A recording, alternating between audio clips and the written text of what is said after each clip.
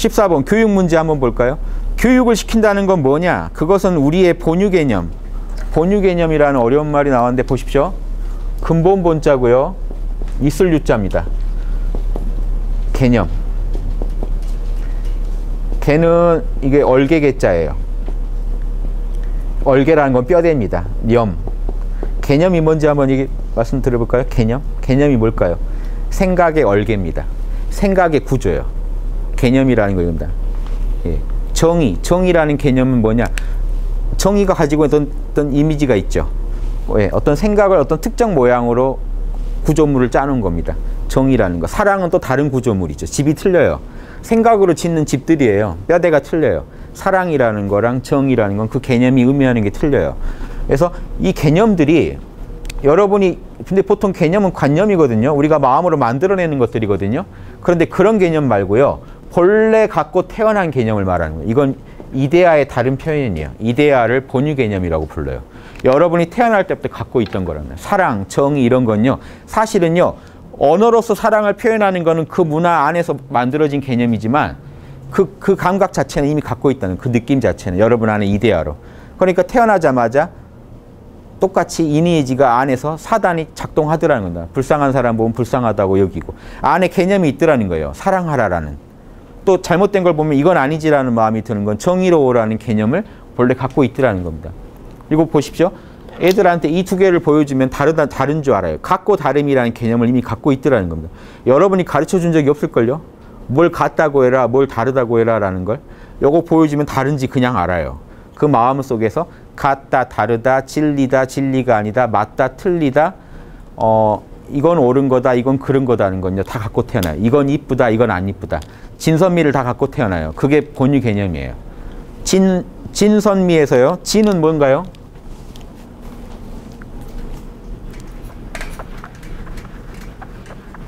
진도를 천천히 나갈 생각을 했더니 뭐 점입가경이네요. 점점 더 멀어져 가는데요. 이 마음이 좀 급해야 진도를 좀 뽑는데 진선미 한번 볼게요. 진리의 반대는 위, 거짓 이자 있죠. 선의 반대는 악. 반대 개념으로 같이 이해하면 개념들끼리 충돌을 시키면 선명하게 잘 이해가 됩니다. 추. 예. 추자 이해하기 쉬웁니다. 술주자 옆에 귀신기자예요. 대충 느낌 오시죠? 되게 추하죠? 술 먹고 귀신이 된 겁니다. 예. 술 먹으면 사람이 아니라 귀신이 돼요. 미추, 선악, 진위, 진리다, 거짓이다, 선이다, 악이다, 아름답다, 추하다. 이게요. 이거는 이론지입니다. 이론지. 맞다, 틀리다만 알면 돼요. 이건 실천지예요. 한 행동이 선하다, 악하다. 이거는요. 이론지, 실천지. 이거는 보통 제작지라고 하는데요. 작품을 만들고 아름답다, 아름답지 않다는 걸 판단하는 겁니다. 예, 알고 행하고 만들고 하는 인간의 모든 삶을 포괄한 겁니다. 그 가치 기준은 이미 갖고 태어나셨어요. 이건 배운 적이 없어요. 1 더하기 1은 3 그러면 화를 내시는 건요. 진위에서 그게 거짓이기 때문에 그래요. 진위는요. 있는 그대로 진실과 맞다 안 맞다만 판단하는 겁니다. 맞다 안 맞다. 선악은요. 옳다. 모든 사람한테 이롭다. 악. 모든 사람한테 해롭다. 선악 개념도 타고납니다. 그러니까 뭔가 악을 하면요. 화를 내죠. 사람들이. 내가 악을 당했다고 생각하기 때문에 화를 내요. 근데 우리가 거짓말을 하면 화를 내요. 그게 진실이 아니기 때문에. 팩트랑 맞으면 진. 간단해요. 팩트랑 맞으면 진, 어긋나면 위입니다. 1 더하기 1은 3 그러면 위예요. 예. 근데 그게 선악은 연결돼 있어요. 그게 남을 또 해쳤을 때는 악이 돼요. 그 자체만 1 더하기 1을요. 제가 3이라고 했다고 남을 해칠 의도는 없었잖아요. 좀 억울하겠지만 악에 또 악과 연결돼요. 남한테 거짓말을 잘못된 거 정보를 중개돼서 남한테 피해를 주면 악이 돼요. 이해되십니까? 이게 연결돼 있어요. 진위, 선악, 미추는 연결돼 있어요. 그리고 악은요. 위나 악은 좀 추해요. 보면. 그쵸? 야 추하다. 뭘 안 했는데 작품 활동을 한 것도 아닌데 추하다란 말이 나와버립니다. 그 한 행동이 아름답다. 선한 행동. 누가 기부를 했어요. 참 아름답다. 내 마음이 훈훈하다. 미적인 감각을 느껴버린다는 겁니다. 이 행동에서. 여러분 안에 이거에 대해서요. 정확한 본유 개념이 없다면 어떻게 그 일이 일어나냐고. 가르쳐주지도 않았는데. 왜 동물을요? 제가 늘 얘기하지만 동물을 갖다 개를 털을 안 이쁘게 깎아놓으면 왜 위축돼 있을까요? 눈빛이 되게 자신감이 없어지고 추하다는 걸 알고 있어요. 신기하죠. 우리는 이 관계 속에서 살기 때문에 다 알아요. 어떤 반응을 보고 빨리 판단해 버립니다.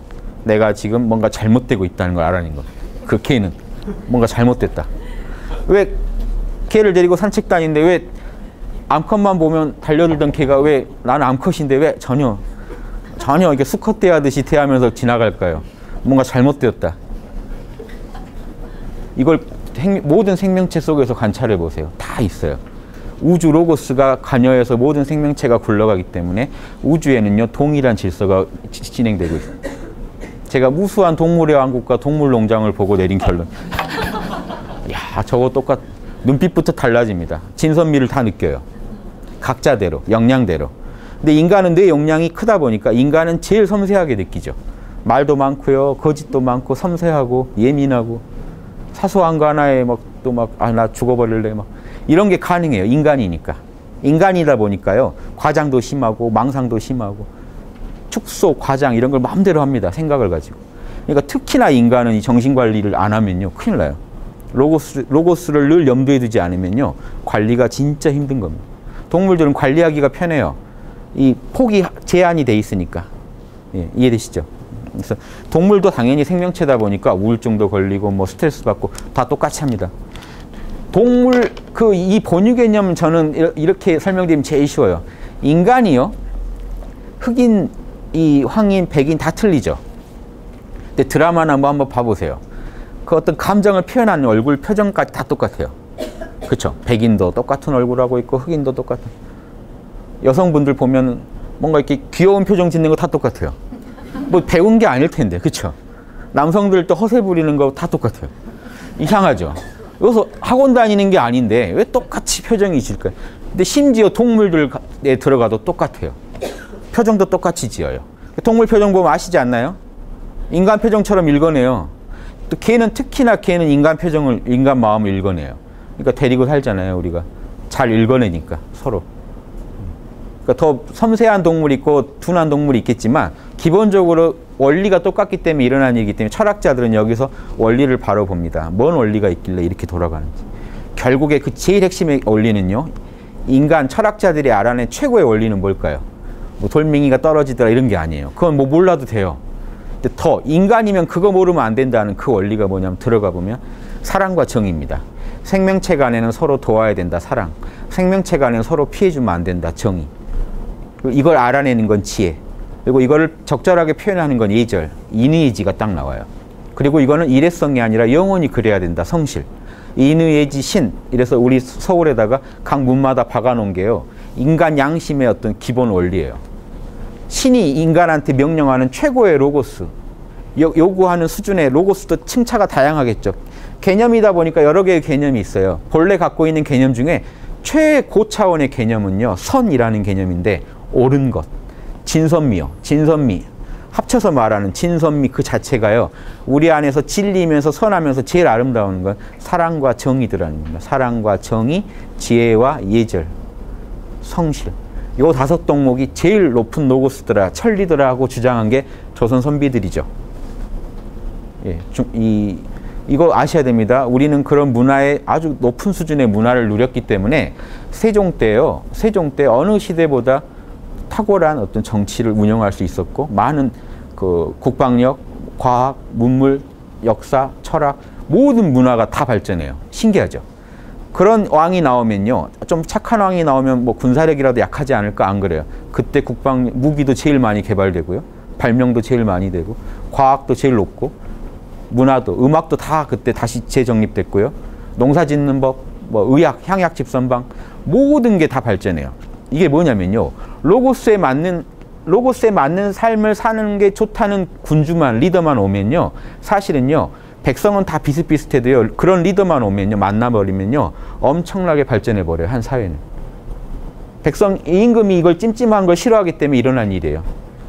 백성들이요, 한문을 몰라가지고, 글자를 몰라가지고 부당한 처벌을 받는 게 봤을 때 어떤 리더는, 영성지능이 떨어진 리더는 그걸 보고 뭐라고 판단할까요? 아유, 임금으로 태어나길 다행이다라고 하겠죠.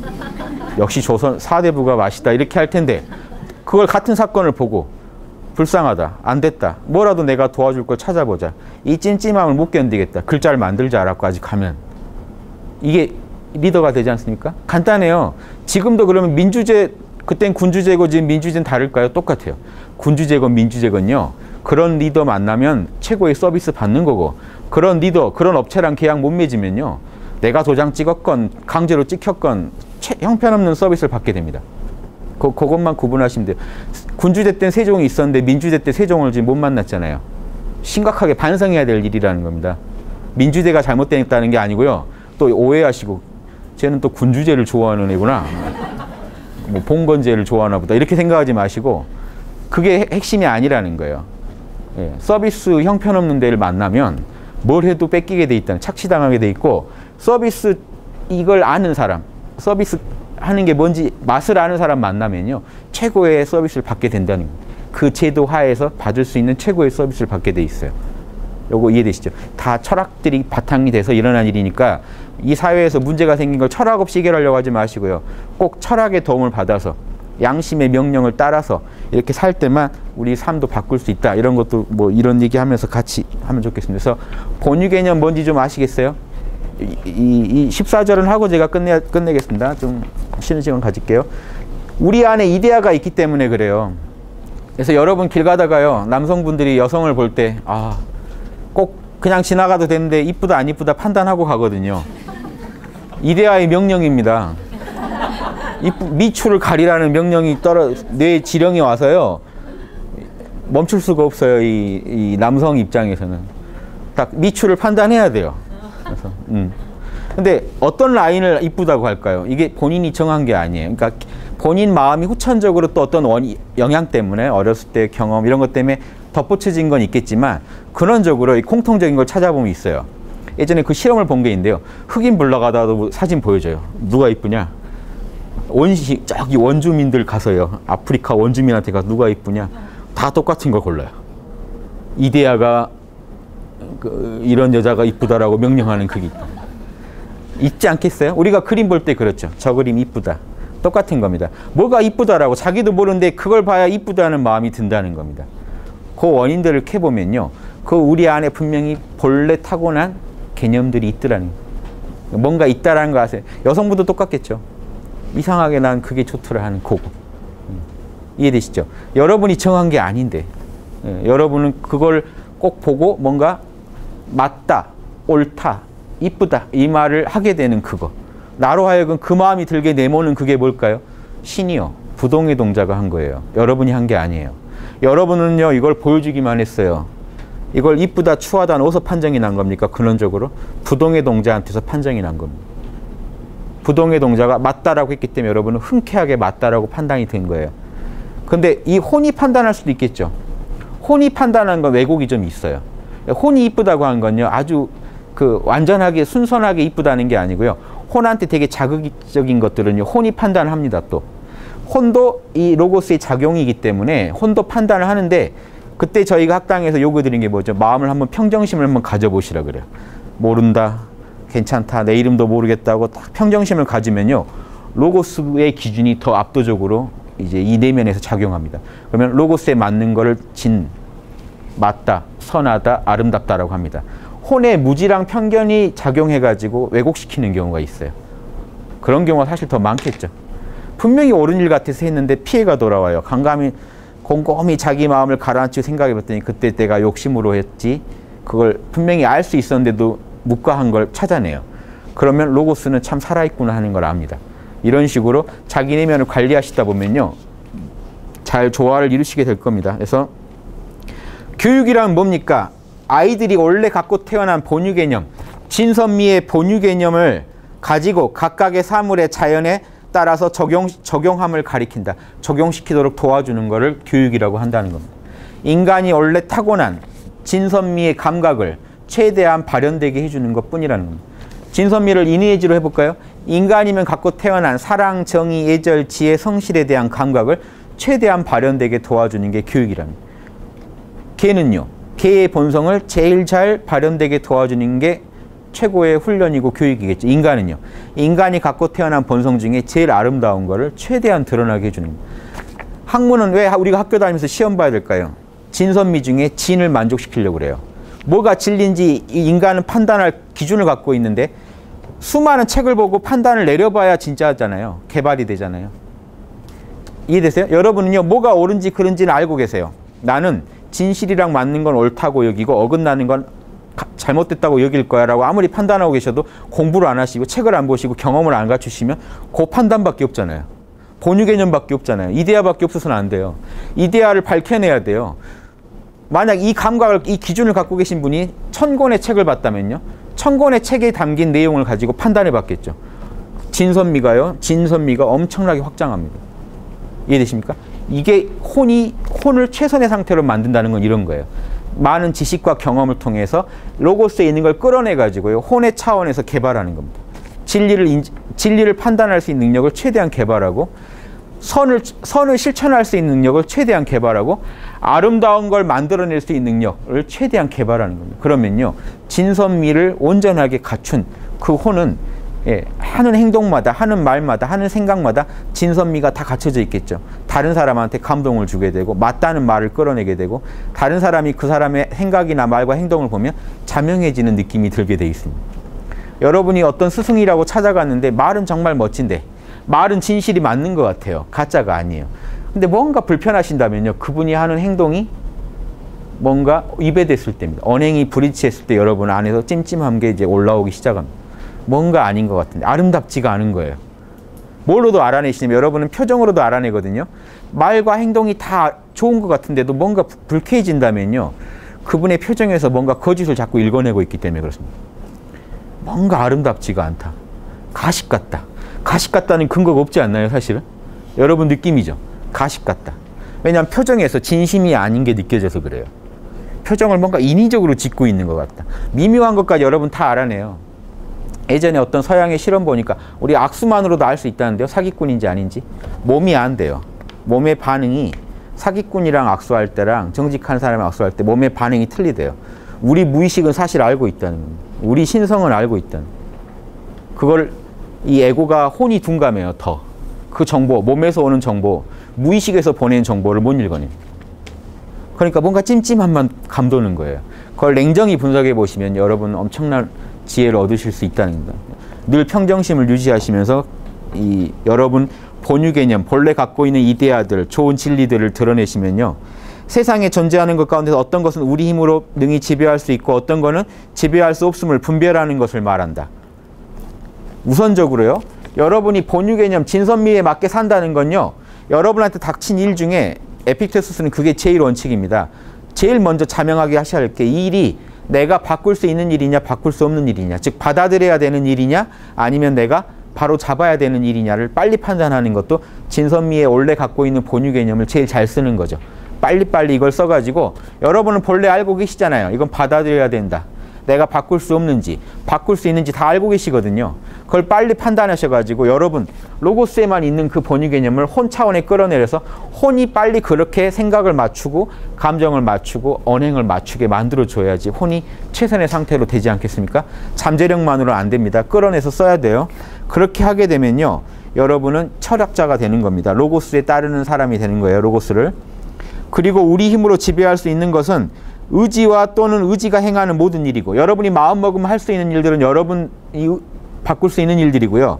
힘으로 할 수 없는 거는요, 신체, 여러분 몸뚱이. 요즘은 신체도 많이 바꿉니다. 그렇죠?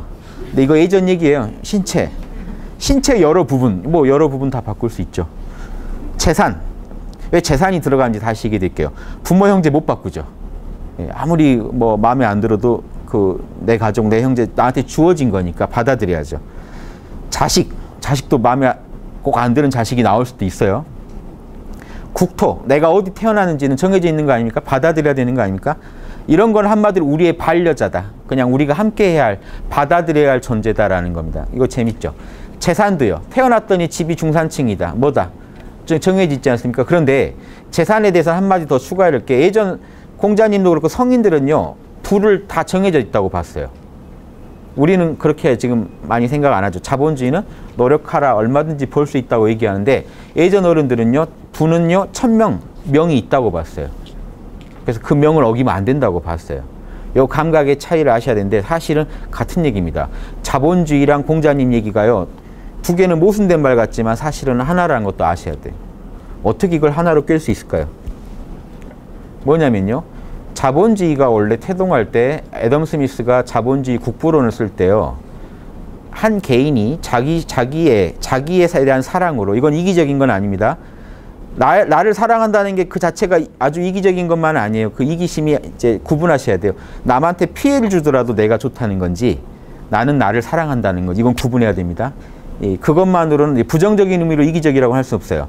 애덤 스미스는 그것만 인정한 거예요. 자기 애를 가지고 자기를 자아 실현을 위해서 경제활동을 통해서 사회에 뭔가 이익을, 시장에 도움을 줘서 정당한 부를 획득하는 게 옳다는 겁니다. 그런데 만약에요, 이 사람이 사기를 치기 시작하면 그때부터는 애덤 스미스가 말한 이론에 맞질 않아요. 애덤 스미스는 사회와 사회의 정의는 국가가 그 정도는 당연히 보장한다고 보고 지금 이론을 전개하는 겁니다. 그래서 애덤 스미스 이론은 완전 경쟁 시장에서만 맞는 이론이에요. 모든 게 공유되어 있고 모든 게 동일하다고 봤을 때 자기 애를 가지고 시장에 도움을 주지 않는 사람은요. 그러니까 꼭 공익에 도움을 주려고 한 게 아니에요. 그냥 자기 애를 위해서 했지만 시장에 공익이 될 때만 시장은 돈을 내지 않겠습니까? 그래서 이렇게 경제가 돌아가는 게 그 아름다운 경제다라고 주장한 겁니다. 근데 지금 자본주의랑 맞지 않아요. 국부론에 나온 그 시스템하고는. 이해되시죠? 지금 부정이 판을 치는데 국가가 제어를 못 하잖아요. 그랬을 땐 이미 완전 경쟁 시장이 아니거든요. 독점이나 독과점 시장이지. 소수가 정보와 부를 독점하고서 어떤 우위를 점하고서 시장을 하기 때문에 불완전이거든요. 공정한 경쟁이 이미 아니라고요. 그렇죠? 신생업체랑 그 시장을 장악하고 있는 업체랑은 이미 공정하다고 말할 수가 없거든요.